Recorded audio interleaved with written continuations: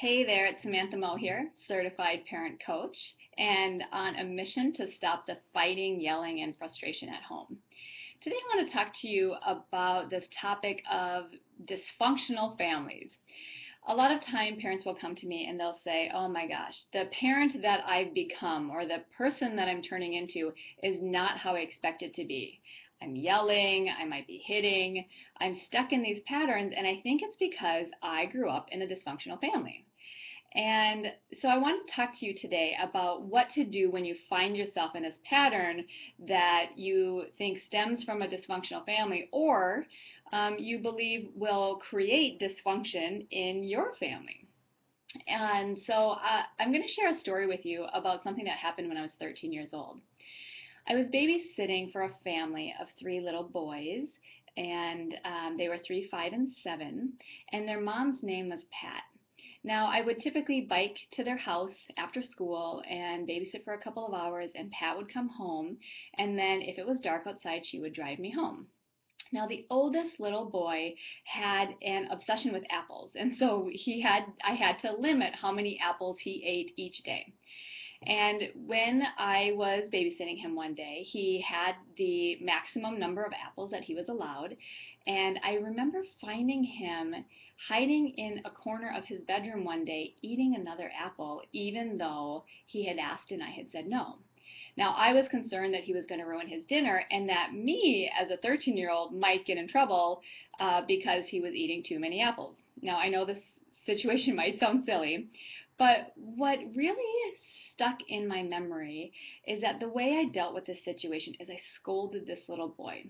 And I remember him staying in the corner, and I made him stay in his room for like 20 minutes or something until his mom got home. And then Pat drove me home after she got there.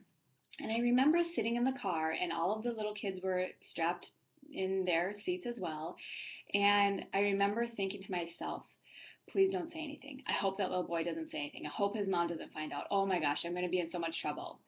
And so part of me knew that the way that I had disciplined him wasn't an appropriate method. Now, what happened was the next day, Pat came to actually pick me up for babysitting rather than me biking over there because my bike was still at her house.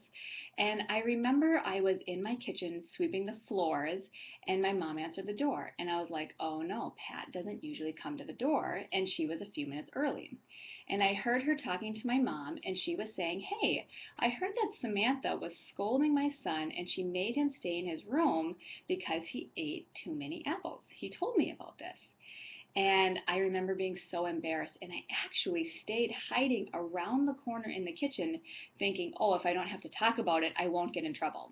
Now, this probably lasted for 10 or 15 minutes where they were waiting for me to come out and I didn't. And I'm sure now that I'm an adult that what happened is my mom said something like, oh, I'll talk to her about that. We'll work this out. And I do remember talking to my mom about it. I remember Pat didn't really push the issue. She gave me a second chance. And what I learned was I was told that if this boy ate more apples than he was allowed, that A, I needed to tell Pat, and B, what I needed to do was not yell at him. And she was very explicit about that. And I remember that this really worked. This really worked for me because of two reasons.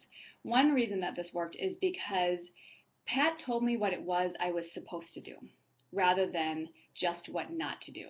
So it wasn't just don't yell, but it was had put in my brain to make sure that I tell her. And the second thing that worked to change my behavior was she was my accountability partner. Now, I wouldn't have called it that at the time, but I basically had to hold myself accountable and change my behavior because she would be checking in on me either directly by having a conversation with myself or with her youngest son. Now, bless her heart, because she gave me a second chance, and to this day we have a really positive relationship. But the same is true for you if you're trying to change a pattern that feels dysfunctional. So, excuse me. And so what I want you to do if you feel like there's something you're doing that you're not proud of when you're parenting at home is I want you to identify not just what you don't want to do, but what you do want to do. So in this case, when I was babysitting, what I wanted to do is I wanted to be more patient. I wanted to be more nice. I wanted to be more mature. And because I'm a really big fan of mindfulness and changing the way we operate and changing the patterns in our brain for kids, I wanted to share how you can do this as an adult too. So rather than just saying, I want to get out of my dysfunctional parenting habits, I want you to identify one way that you want to be differently. How do you want to show up differently? And then I want you to write it on a little sticky note as if you're already that person. You already have that characteristic. So you see here that I have the I am kind. Now, this might seem very, very simple, but if you put your sticky note on your refrigerator, on your bathroom mirror, on the dashboard in your car, your brain starts recognizing incongruencies with your behavior compared to this way that you intend to be. So I want you to give this a try. Put your statement of who you are and how you show up, or how you want to be showing up, but in the present tense. Put it on a sticky note, post it on your around your house, and I'd love to hear how it goes. Now, in the comment section below, just write down what it is that you want to be. So just like this, right? I am, and fill in the blank.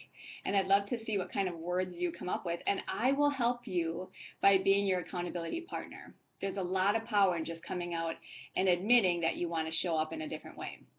So that is our little lesson for today, and I look forward to seeing you next time. Until then, have a great day, be kind, be patient, and I look forward to reading your comments below.